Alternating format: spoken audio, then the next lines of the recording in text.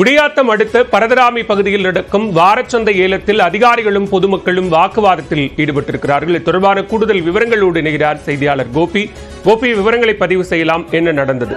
வணக்கம் பாலா. வேலூர் மாவட்டம் குடியாத்தம் அடுத்த பரதராமி பகுதியில் ஆந்திரா தமிழக எல்லையோரம் அமைந்துள்ள கிராமமாகும். இந்த பகுதியில் வாரந்தோறும் செவ்வாய்க்கிழமை சந்தை நடைபெற்று வருகிறது. இந்த சந்தையில் மாடுகள், ஆடுகள், காய்கறிகள் போன்ற அனைத்து ஆந்திரா, கர்நாடகா, தமிழகம் மொத்தம் அனைத்து பகுதியிலிருந்து இங்கு வந்து சந்தைக்கு விற்பனைக்காக கொண்டு வருவார்கள். இந்த ஏலம் எடுப்பதற்காக இந்த குடியாத்தம் வட்டார வளர்ச்சி அலுவலகத்தில் சுமார் 203 பேர் பணம் கட்டி அதுக்கான ஏலத்தை கேட்பதற்காக அமர்ந்திருந்தனர்.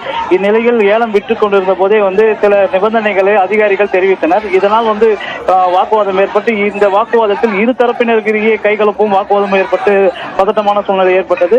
இந்த பகுதியில் போலீசார் தற்போது அனைவரையும் சமாதானப்படுத்தி மீண்டும் அந்த ஏலத்தை நடத்தி வருகின்றனர். பாலா, விவரங்களுக்கு நன்றி கோபி.